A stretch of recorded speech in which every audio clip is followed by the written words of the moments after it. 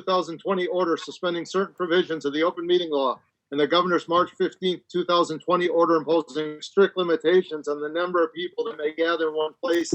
This meeting of the Berkshire Hills Regional School District School Committee is being conducted remotely. Agenda items are those reasonably anticipated by the chair. Not all items listed may in fact be discussed, and other items not listed may be brought up for discussion to the extent permitted by law. This meeting is being recorded by CTSB and will be broadcast. The meeting is also being recorded by the committee recorder, other members of the committee, and members of the audience. Minutes will be transcribed and made public and posted to our website once approved. So I'm going to start out with a roll call just so I know who's here and the audience knows who's here. Molly Thomas. Aye. Jason St. Peter. Aye. John Stephen. Aye. Diane Singer. Aye. Andy Potter. Aye. Ann Hutchinson. Aye. Bill Fields. Bill Fields. You're muted, Bill. But Bill, I see Bill. Here. Thank you. Rich Tahoney. Aye. And I'm obviously here. So the entire 9-member school committee is on. We start right with the superintendent's report. Okay. Welcome everybody. Sorry, somebody's asking me to join. Good evening. I hope folks are doing well. There are a number of things we want to talk about tonight. I think the good news is people are working extraordinarily hard, and I really appreciate the teachers and staff who are doing that. It's quite remarkable. I think the other good news is we're starting to reestablish really thoughtful connections with kids and families.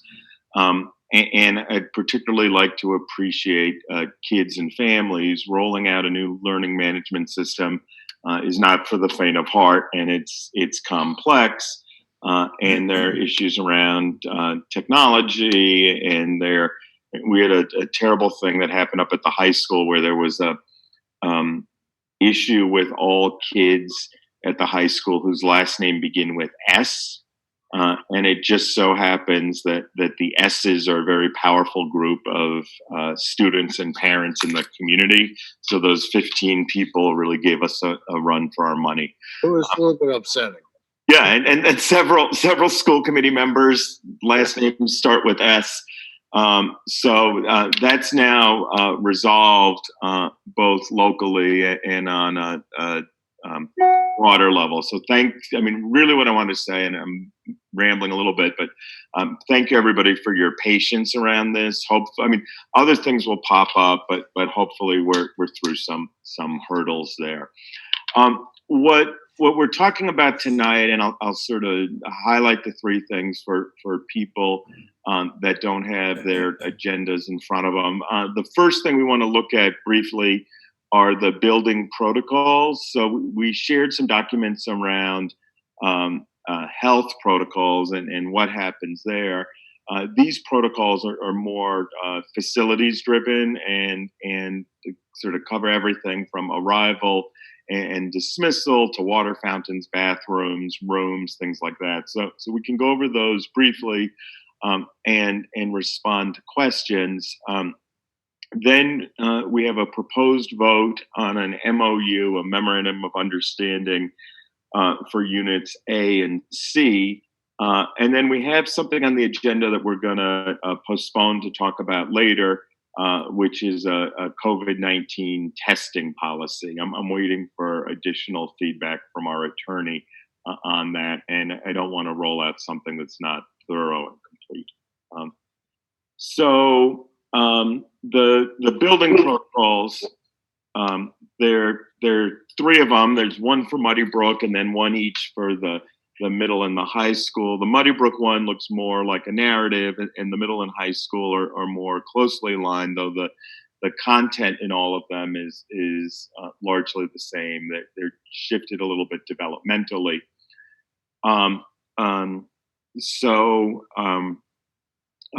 I'm happy to respond to questions or thoughts people have on those if you've had a chance to look at them. I think they're thorough. We're continuing to get teacher feedback, and I think in this day and age, these will be the documents that we have multiple versions of, and as we learn new things, as we start to implement, we'll make additional shifts as the year goes on, and they'll always be dated, so that'll be clear. Any questions or things people are wondering about on those? I have a question, Peter, on the high school team locker room. Yeah. For anybody who's been at the school, those locker rooms are very small. I can't believe that there would be 6 feet of physical distancing, especially if kids are changing. I'd like to know if consideration was ever given. I don't know whether Christy can answer this. Why are the locker rooms even being opened? No, we're not going to use them. Christy's on the call, and Christy can speak to that. Yeah, so we began sports this week, and we are not using the locker rooms. We don't plan to use the locker rooms for PE. Students need to be prepared and dressed in what they're going to practice in. If we have to revisit this, as Peter said, we will do so as the situation allows us to revisit. But we agree with you, Bill. In order to maintain safety and distancing, that is not the plan at this point. Okay. And would this October 5th football begins? Football practice. It's pre-season conditioning practice. Okay, it's so not equipment and all that stuff isn't there's going to be no needed? equipment. There's So no they'll just equipment show up? being used. Okay. It's all conditioning work Right. specific to the sport. So Okay. that's the same for volleyball and for soccer. Okay. Any other questions?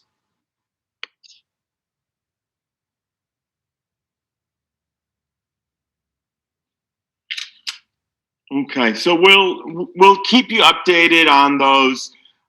In the next day or so, we'll share those. I think staff have links to them and can see them, but we'll share it with families tomorrow. We've got a couple little edits to make on the high school one, but we're largely done. One other thing I forgot to mention as I was sort of giving an overview of what we were talking about. I did want to revisit what we had talked about last week when Tim made his early childhood proposal, and that dovetails nicely with the memorandum of understanding. So last week the school committee was ready to vote to support Tim's proposal, and I stopped you from doing that because I wanted a little more time to talk about it in negotiations. I think you all felt it was a strong proposal. And if somebody would like to make a motion to support Tim's proposal for early childhood learning, I'd very much appreciate that, and I'd encourage you to do so. I move that we endorse the plan presented by Principal Lee regarding the early childhood learning. I'll second. So we have a motion by Rich, a second by Andy. Any discussion? Hearing none, it's roll call vote as all votes in this meeting will be. Molly Thomas, Aye. Jason St. Peter, Aye. John Stephen, Aye. Diane Singer, Aye. Andy Potter, Aye. Ann Hutchinson, Aye. Bill Fields, Yes. Rich Mahoney, Yes. and I vote yes. It's a unanimous vote. Great. Well, thank you very much on that. I think what I'd like to do now is transition to the MOU for the Berkshire Hills Education Association, Education A and C, and the school district. And I'd like to give a little context on it. We met for, I don't know, Steve, what do you think? 6 weeks on this, maybe? Yeah, something like that, yes. Maybe longer. Many times, 10, 12 hours a week. And then both or all sides of this did additional work on their own. On the union side, Donna Astian, Helen Eline, Elizabeth Sparks, and Laura Pacetto did a really great job, and I'd like to thank them. And on the district side, it was Steve Bannon, Ann Hutchinson, Molly Thomas, and myself. Negotiating an MOU is extraordinarily complex, and it's very much sausage making. What we came out with, I think, works well for kids, works well for the district, and works well for our staff. But it was complicated, and we delved into things like air exchange rates, and we all know more about air exchange than we ever thought we would, and what different models of learning could look like, and very granular details about what happens from a health perspective. As I was saying before, I think it's a nice agreement that sets a frame for us to continue to engage in dialogue and do work. I don't think it's a perfect agreement, and I think there's things that everybody wishes was slightly different or better. There are probably things people are happy that got in and are upset that didn't get in. But all that being said, I think it's a good one. There's in Stockbridge a fountain on Main Street, and on the side of it, it's carved into it.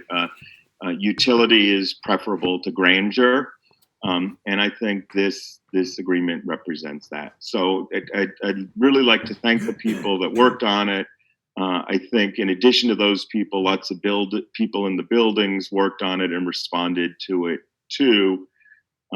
And I'd like to ask the school committee for their support of it.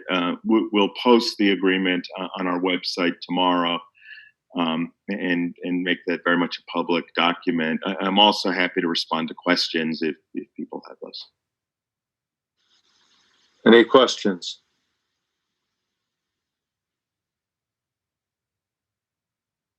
I guess my question is, so has the union taken action on the MOU yet? Yeah, the union took action on the MOU. My understanding is they did today, or unions, right? I mean, it's the BHDA, but the two groups of it. They had a majority vote, so they approved it. It's our practice that when we have an agreement, we let the union or unions approve it first, and then after they do, you all do if you choose to do that. So this was a lot of work. I think it gets us to a good place. I think it lets us move forward, and I strongly encourage you to support it as the union supported it. Do I have a motion?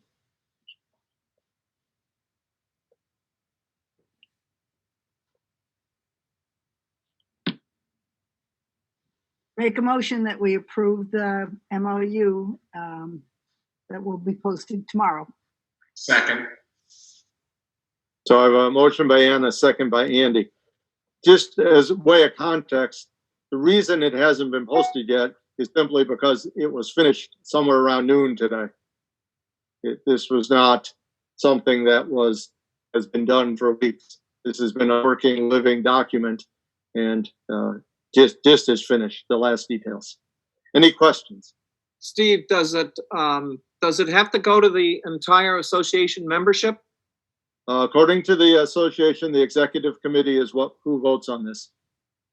So if we vote on favorably right now, it's an agreement. It's a done deal. Okay, correct. Yeah. Any other questions? Roll call vote. Molly, Aye. Jason, Aye. John, Aye. Diane, Aye.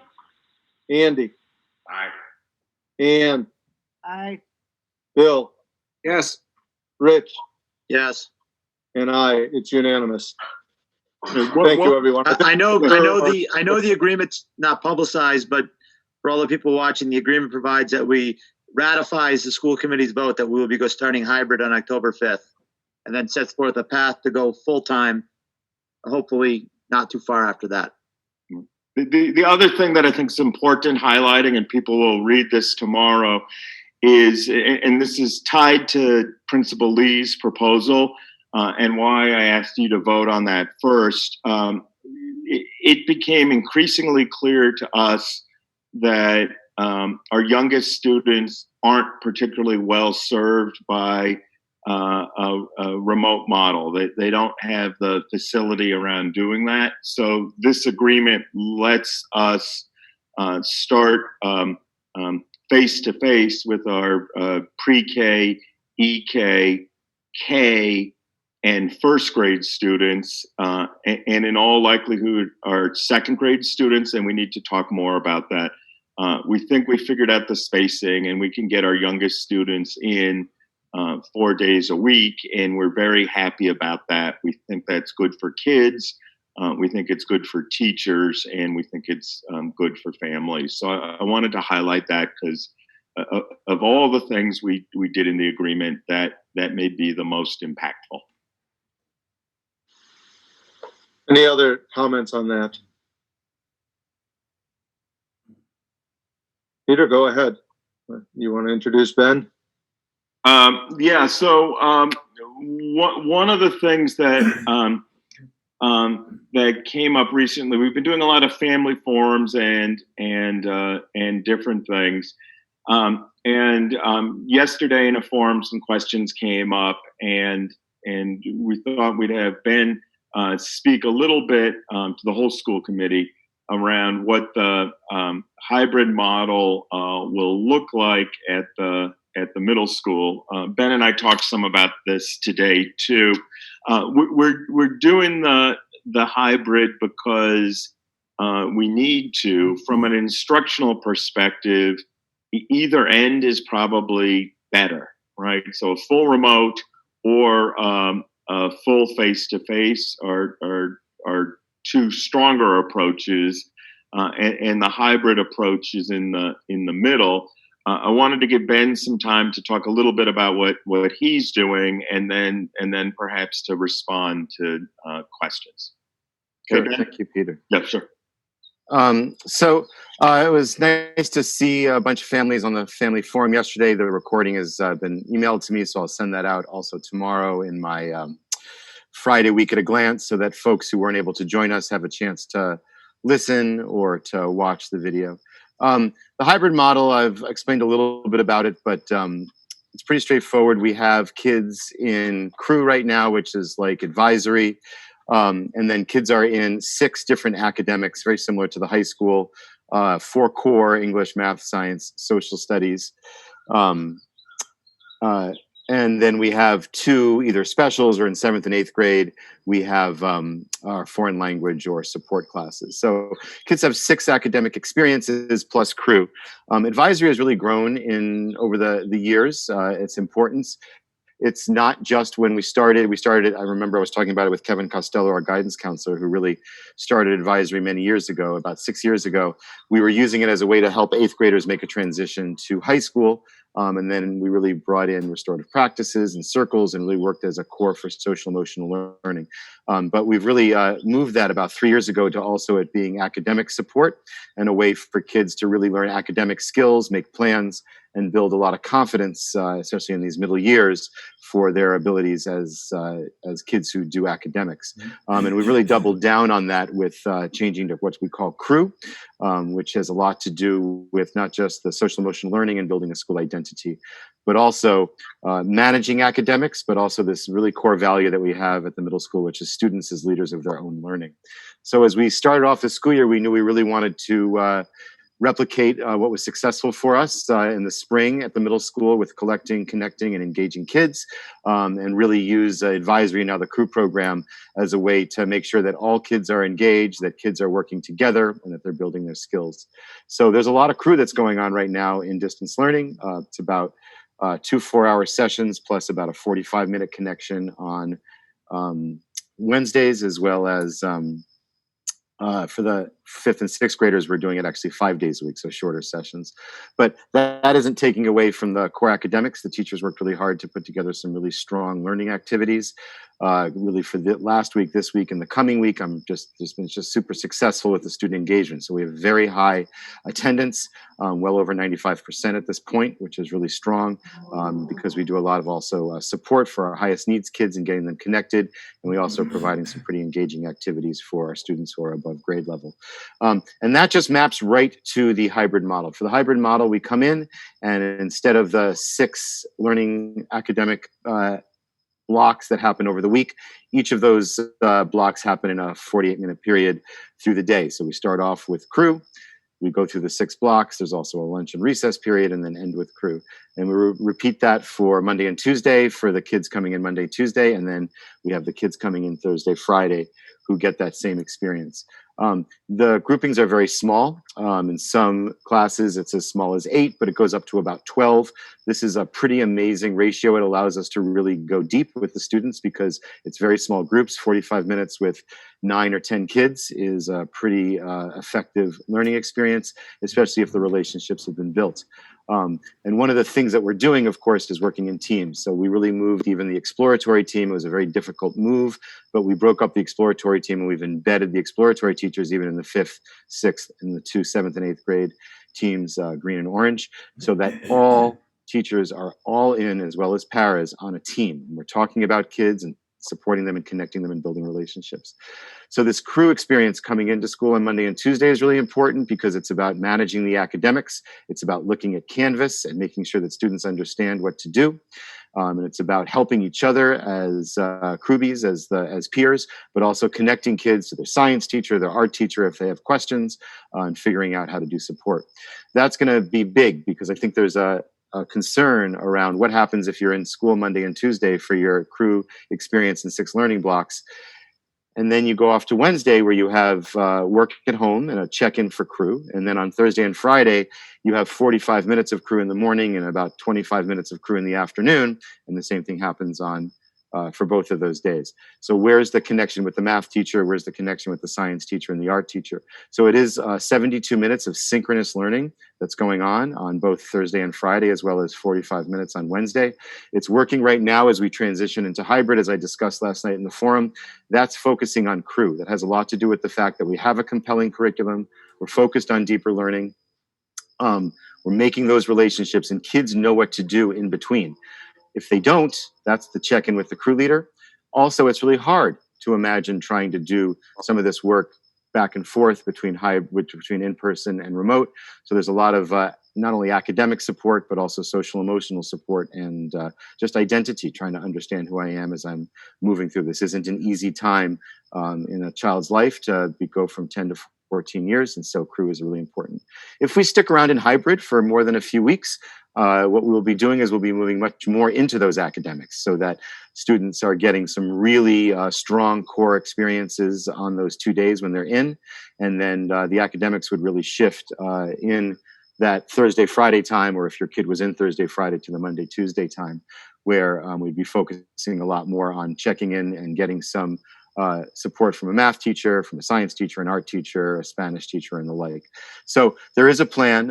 What I'm hoping is that we have a successful run of only several weeks in hybrid, that we support these kids, we maintain the relationships, we maintain the deeper learning and the kind of rigorous work that we're doing with curriculum.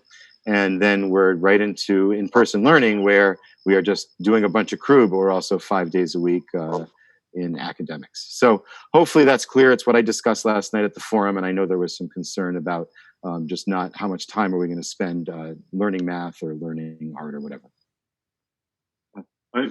Steve, do you want to entertain questions first from the committee on that?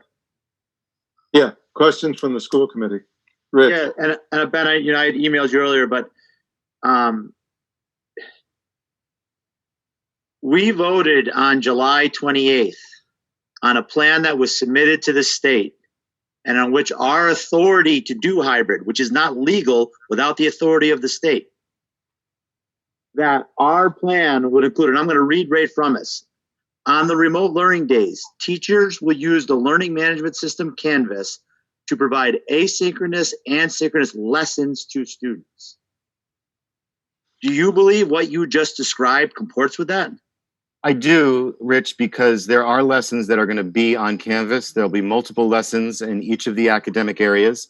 And the idea behind CREW in a proficiency-based learning system is that students are the ones who are engaging in those lessons, and then they are getting connected when they need help.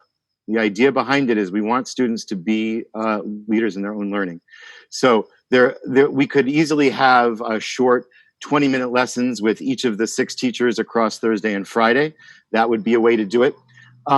There is really no way to provide the kind of learning that middle schoolers need to be able to shortchange the kids who are there during the school day to give that same direct learning to the students who are at home in the remote experience. This is a similar thing that other middle schools are doing. It's an important time in kids' lives. They do need time working on their own work, but they also need time connecting with their crew leaders. Their crew leaders are working on teams. They understand what the math expectations are and what the PE or the Spanish or the English expectations are, and they're helping kids navigate the Canvas system. It's a really enriching curriculum that people are putting together. It exists on our learning management system in Canvas, and the learning activities are there, and they are elaborations of what kids did on their 2 in-person days. Elaborations, but not new lessons, right? No new curriculums are going to be taught to these kids 3 days a week. Well, I don't know if I would say not new curriculum. They are new activities that would be taught if we were face-to-face. So if we were in 4 days a week of face-to-face, the students would be involved in direct lessons for part of it on the new material, introducing it. And then there would be an expectation of elaboration and then summative assessments, these activities that students are doing to show that they've transferred their understanding to the new to these new activities. So it is new curriculum, meaning it's not finishing up just whatever you worked on Monday and Tuesday. You finished up that on Monday and Tuesday. You submitted things on Wednesday, and then there are new things that you have to do to show transfer of understanding on Thursday and Friday. It's just part of the curriculum. So it's 3 days of homework. What a layman would understand to be homework. It's work that's done at home. I mean, all work is done at home when they're home, but it's not like just a simple worksheet that kids are doing that just does the same thing that they did on Tuesday. It is new material that students are doing, and they're getting a chance to check in with their crew leader so that the crew leader can connect them with help if they need it. But a lot of our students don't need the help, right? They need to dive into the material. They need to get their hands dirty, and they need to engage with it. And then they also need to struggle with it. And if they struggle with it and they are successful, they can hand it in. If they struggle with it and they're not successful on Wednesday or Thursday, they still have a chance to check in with their math teacher. They still have a chance to check in with their other teachers. So 4th, 5th, 6th, or 5th, 6th, 7th, and 8th graders are going to get lessons from a math teacher, just 2 days a week. Direct lessons, yes, but they'll have lessons 4 days a week. And so what, the teacher is just going to teach the same thing to the same lesson plan twice? To a very small group. So you can go very deep with a group of 9, 10, or 11 students. And so the amount of learning is accelerated across 2 days. It's not like 2 45-minute periods of having 20, we have 24 students in our classes, 22 students in our classes. You can do just so much across 45 minutes. These are small groups of students. So we're going to be doing a lot of really deep learning on those 2 days, which will prep the kids for those other days of learning. The problem I have with this, and Rich, if I'm interrupting, is twofold. One is, this is not what I was told I was voting on when I voted, and not what we submitted to the state, I don't believe. And second of all through negotiations, this isn't how it was explained what hybrid was. And I'm really not comfortable with 2 schools doing it one way, 1 school doing it another way. I think we have to be a unified district, and I think we have to do things all as one for the sake of students and parents. I just very uncomfortable with this. Can I add one thing? Yes. I just want to make sure I have this perfectly straight. So there will be no lessons taught Wednesday, Thursday, and Friday. I would say that there's no lessons taught by the teacher to the students. That's correct. what I'm asking. So Yes. no teachers will be interacting with students in a classroom environment Wednesday, Thursday, and Friday. Okay, so that's not accurate. But what is accurate is that a math teacher won't be interacting with every one of their 5 math sections. We have these crew leaders who are really connected to the curriculum and understand what is expected of the students. And they're going to be helping the students navigate Canvas, which is a learning management system. It is the curriculum. It is a place to deploy lessons. It's our school. So what's the teacher interaction going to be on Wednesday, Thursday, and Friday? Yep. So Wednesday, from what I understand, is a lighter day of teacher work. So it's not a day of instruction. Which we were told, doing Ben, in fact, we were told that up front. I always understood that. Okay, I'm thank more you. worried about the Thursday, Friday. So, but Wednesday, there still is instruction. Teachers are checking in with their kids and crew and making sure that they understand the learning what's going on in Canvas.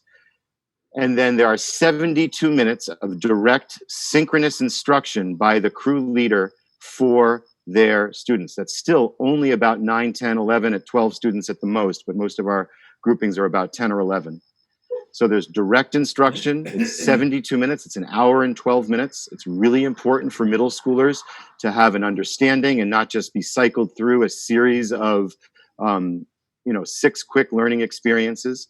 What they should be doing is really understanding what's going on in the learning management system, to understand the work that's expected of them. And the teachers are preparing work that students can do that extends what they learned on Monday and Tuesday and gets them ready to do further lessons the following Monday and Tuesday. So it's 144 minutes of instruction, so 2 hours and 22 minutes across 2 days of direct synchronous instruction.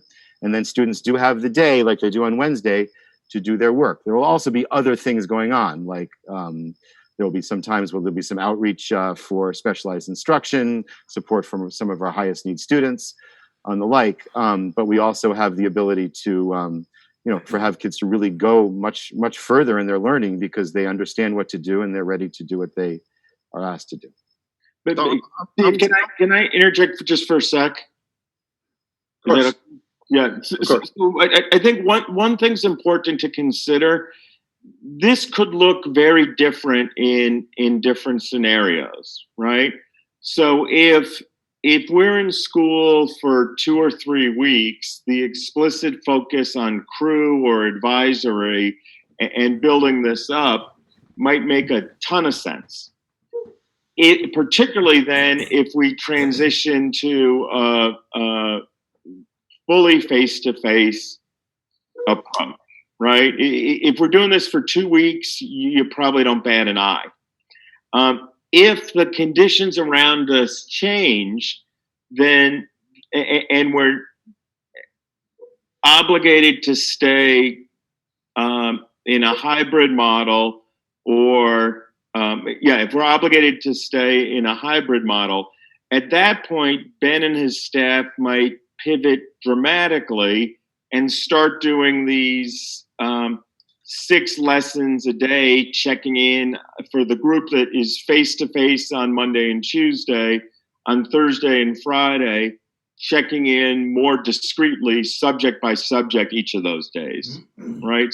So what I think's hard in understanding this is we're all looking at it sort of monolithically, and I think part of Ben's plan is that it evolves over time depending on the needs. So in the upfront part, he wants to weight the investment in social emotional learning and building relationships and getting kids working on specific self-directed projects.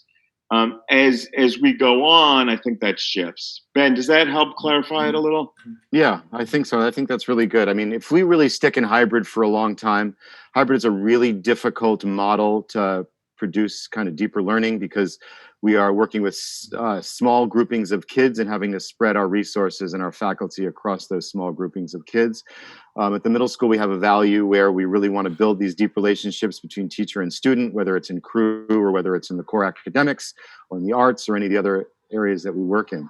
So if we have to stick in hybrid, we are going to have to focus much more on academics over the long term building those relationships in middle school. It's not just the social emotional learning that's important, because we know that's true for all students, but it's also the relationships around academic rigor, and really the sense of a student's sense of success and self.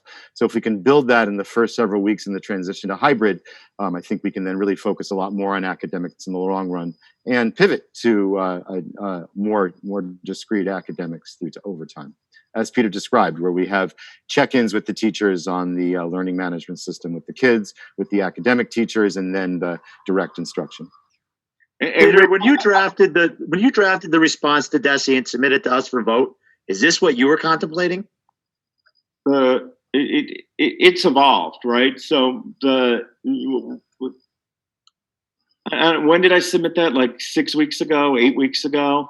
Yeah. It's evolved significantly.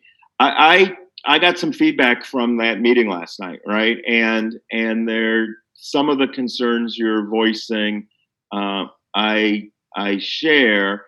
I also spent a lot of time talking to Ben today and really digging deeply into this. And I'd like to afford him the opportunity. And one of the things we talked about is it may make sense for this not just to be a conversation, but for Ben to put together a 2, 3, 4 pager explaining this in explicit detail, so both the school committee and the parents and families of kids at the Du Bois School can grasp this and what it means. The other thing that you totally have the authority to do is if you think this is bonkers and it doesn't make sense, to say it's bonkers and it doesn't make sense and we want you guys to rework it, and we both serve at your pleasure, and we'll do that.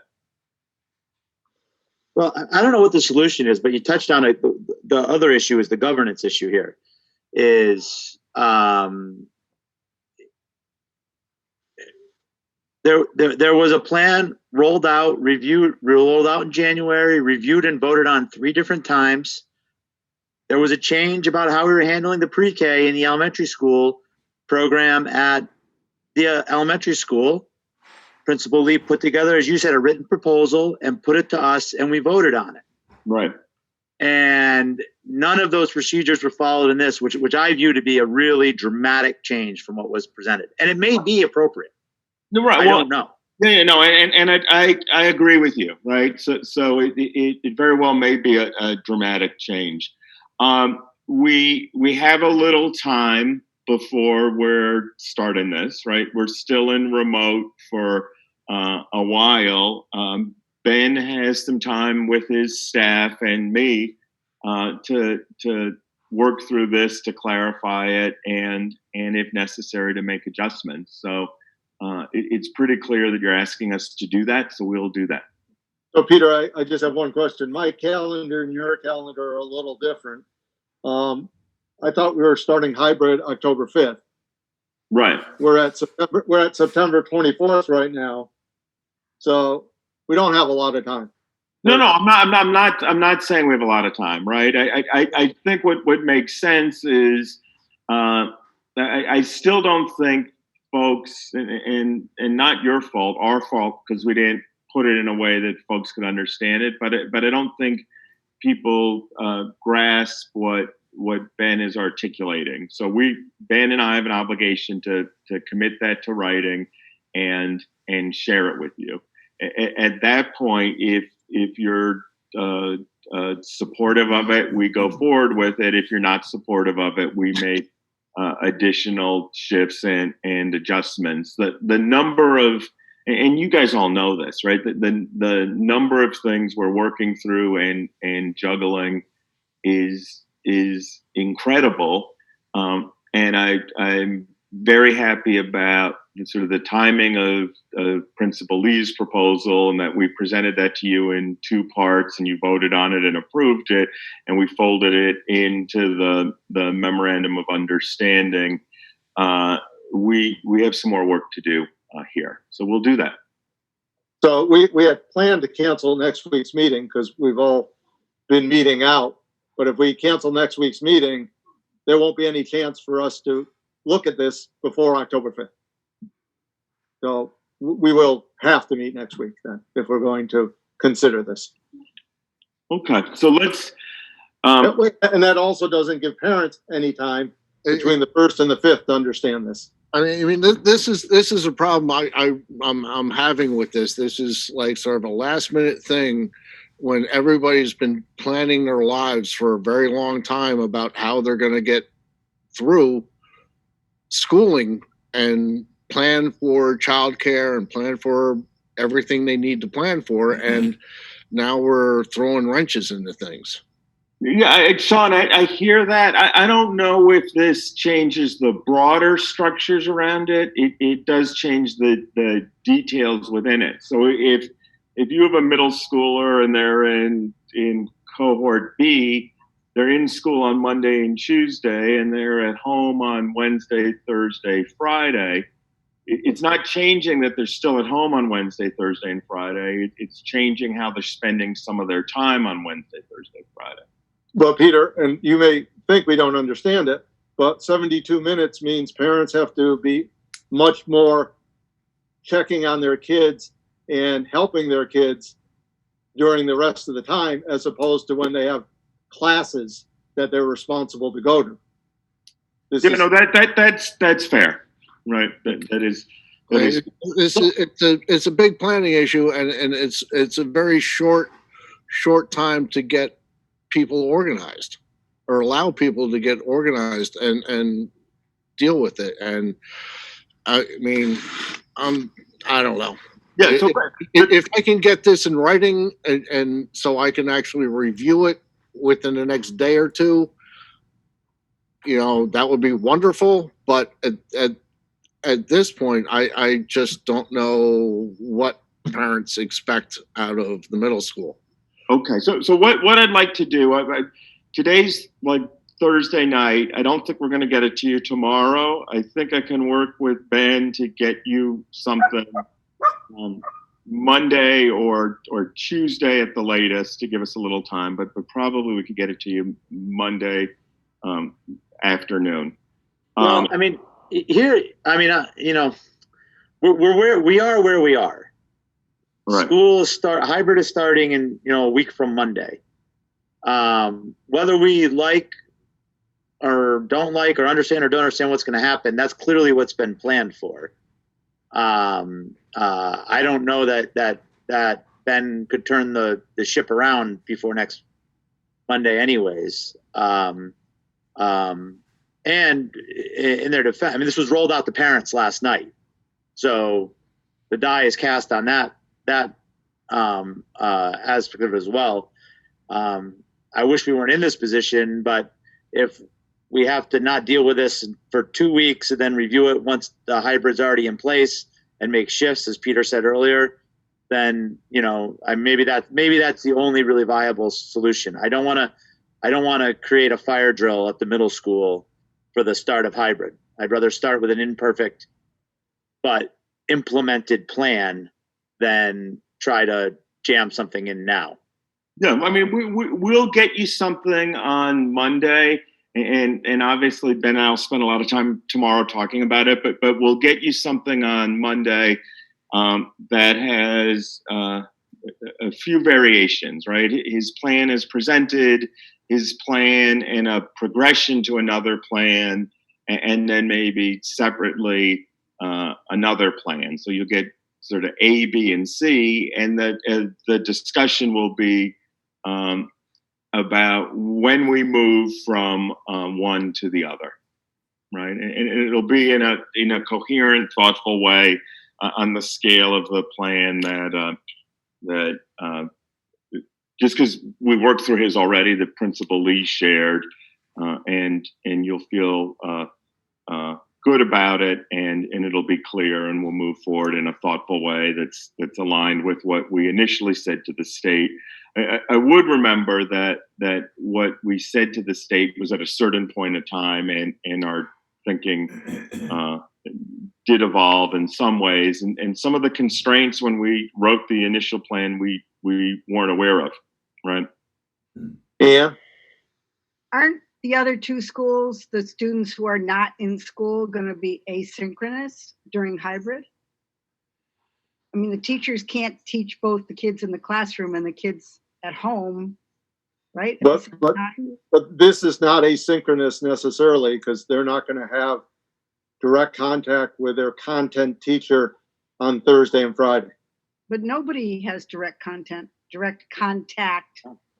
No, but they will have asynchronous in the other schools. Yeah, and I mean it's sort of a blend of all sorts of things, right? So the elementary school is largely going to be face to face, pre-K to first grade, maybe second grade. In the high school, they're bigger chunks of times in periods. So some teachers may work jointly with kids in the building and kids at home, and then separate them into groups and do different activities. There are a whole host of things going on, and we'll talk about it some more as we start doing it. The other thing, and I want to mention this, and I'm trying to not talk too jargony, but I had a good conversation today with two folks who are working on some of this stuff more globally. We initially said we'd try to have a really good feedback loop, or we gather information about what's working and what could be improved upon, and try to do it in relatively real time. So get feedback from students, families, and staff, ideally every 6 weeks, so we can make adjustments throughout the year, marking period to marking period. And I'm working on that now, how to frame some of those questions in a way that it's not overwhelming, and then we can work through that data and make shifts. So there'll be some more updates on that. So. Okay, I think the school committee has had their say. There's one hand up, it is time for public comment. Anyways, I don't know who it is. No, you'll have to identify. That was me. It's Jason St. Peter. Oh, Jason, I'm sorry. It was down his iPhone, so I thought yeah, it was I'm on my iPhone. Sorry about that. Okay, So, go ahead, Jason. I'm sorry. Okay, perfect. Well, this is really, this is what I expected from a hybrid model. To be honest, I don't know, unless we have two teachers for each class, how a teacher on the days that they're off can be teaching both in school and out, unless they have, video cameras zoomed right in, which obviously we don't have that. So to me, this is actually what I was expecting. And I'm a little curious as to how it can be done successfully any other way. To me, it seems either we get 4 days of teachers splitting their attention and not the greatest of focus on either, or we can have 2 strong days in school and then the 2 days completely off. So again, this is, to me, hybrid is not any improvement from an academic standpoint. I think the social emotional benefits make it superior at this point than fully remote, and ideally it's a bridge to full in-school learning. But in my opinion, I think Ben's done a great job since he's been here. I trust him, and if this is what he feels is best at this point, I'm willing to go with it. Again, ideally, if they had 4 days with a second teacher, that would be great. But I just don't see how that could be done. That's how I feel personally. Thanks, Jason. Paul, I assume that to be Paul Gibbons. Steve? Yes, go ahead. I've been listening to this since you started, and I got to admit that, like Rich, and sounds like Jason also, I'm a little skeptical of this. So I got to ask a question. Did I hear correctly that the classes at the middle school are going to be 10, 11 or something like that? Yes. Well, because it's hybrid and they're split up, yes. Okay, so if that's the case, why can't they just go to school 4 or 5 days a week? It sounds to me like there's plenty of room to socially distance, just like you're going to do across the street at the elementary school. Paul, I would love to do that. The issue is there are more kids at the middle school, and it would be hard to get them all in. Ben, do you want to elaborate on that at all? I don't know if I can. It's splitting our class sizes in half. So if we can't have kids go 4 days a week in half class sizes without at least increasing our faculty by about 70%, but probably doubling our faculty. Well, my last comment is that eventually you're going to have to figure something out, because I got a feeling that this hybrid model is going to last about 3 weeks, and that'll be so many problems with it that you're going to have to abandon it. Well, I don't But think that's just my opinion. we appreciate that. I'm Good luck. hoping it only lasts a few weeks and we all go back to school in person. So we'll see what happens. Yes. All right, thank you. Thanks. Anyone else? Ben, this is Bill. What are the teachers? Have you flown this by teachers? Where are the teachers coming in on this? Bill, you're asking me, right? Yes. Yes. Yeah. Yeah. Sure. And where do they come in? Where, We'd like to be back in school, right? I mean, rather, there's the whole safety issue, which I think everybody's grappling with, but everybody wants to be back full-time face-to-face with the kids. It's been exciting the past couple of weeks to be connected with the kids. I've gotten huge positive feedback from families. Teachers feel really successful, even though they're exhausted and overwhelmed. They're excited to see the kids on October 5th. They're really excited about the plan. They're excited about the crew connections. They're really excited about working as teams. They really want to be able to give kids enriching activities to do in between the synchronous or the in-person days. So right now it's really hard to say how they're feeling, because right now they're feeling so darn overwhelmed with all the work that they have to do. So they're working hard and being successful, and they're just thinking about tomorrow right now. But I can tell you that they're very excited about seeing the students on October 5th and getting face-to-face with them. and they were originally, what I've heard so far from people is that this is not what the state was what we gave to the state. It was 4 days. They're happy, or they're going to have to deal with this kind of change. Have they been prepped for this kind of change, or is this just what we've been hearing tonight, that this is suddenly a change from what they were planning on? You mean about the suggestion to change the hybrid model? Right. I don't They were think working under, is it my assumption that they were working under what we gave to the state first, and now have the gears changed with them, that now they have to kind of maybe turn around and do something that they hadn't planned on doing? this would be a significant change and a huge lift to make this change. Okay. Anyone else? I think the origin of the concern was that I think people have been, including myself, pleasantly surprised with the remote. There's dramatic improvements from the string. The teachers have put in tremendous effort. It's gone very well. And in my mind, both as a parent and as a school committee member, up until last night, I thought what my daughter was going to get on her remote days was going to be roughly equivalent to what she got this past week. And finding out that that's not the case is disconcerting. That is my fault for not. I don't know that we need to beat this dead horse anymore. If what we're doing is the perfect option, I can be convinced of that. You will never, ever convince me that this wasn't a massive breakdown in communication between the administration and the school committee. I want to take some responsibility for that, Rich, and I apologize for the miscommunication and not being clear. I've been talking about it for a few weeks, but it's very clear to me that if I had talked about it more clearly and explicitly, this wouldn't be such a surprise. And So why don't I'm we hearing get the writing and go from there? Yeah, Okay. I think everyone's right. We've discussed this. We've had a good, respectful discussion. Ben knows where some of us stand. It doesn't change how we feel about Ben or the middle school. It's a communication issue as much as anything else. And I think we've we have beaten this horse to the end. So let's just move on if anyone has anything else. Steve, did you, and I don't want to reopen the door that you might have just closed, did you want to take some public comments, or do you feel the next step is to reframe it, come back, and then have a conversation in the context of that?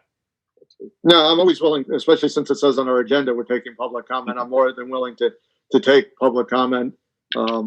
If anyone has any questions. We should take it on everything. We put it on the agenda. I think it covers anything anybody wants to talk about at this point. So. Yeah, it's not just about, you're absolutely right, Rich. So I ask people just to raise their hand, or if they're on a phone to hit *6 if they have any questions or comments.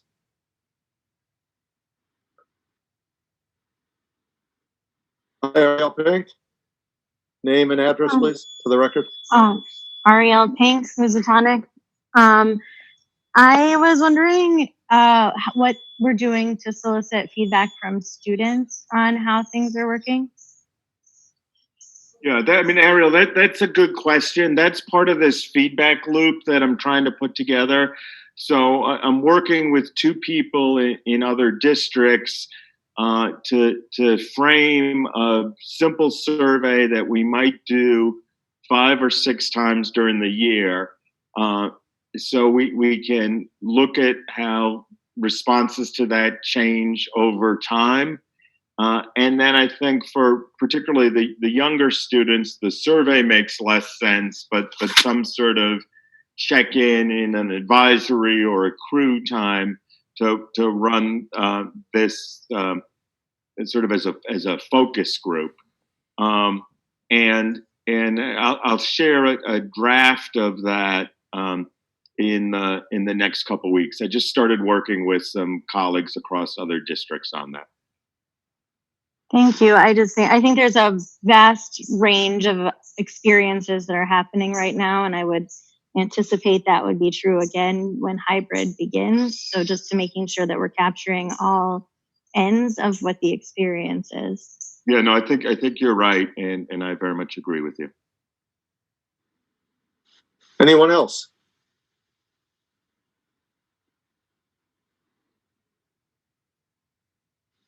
Seeing no other hands go up. Any school committee members have anything else to add?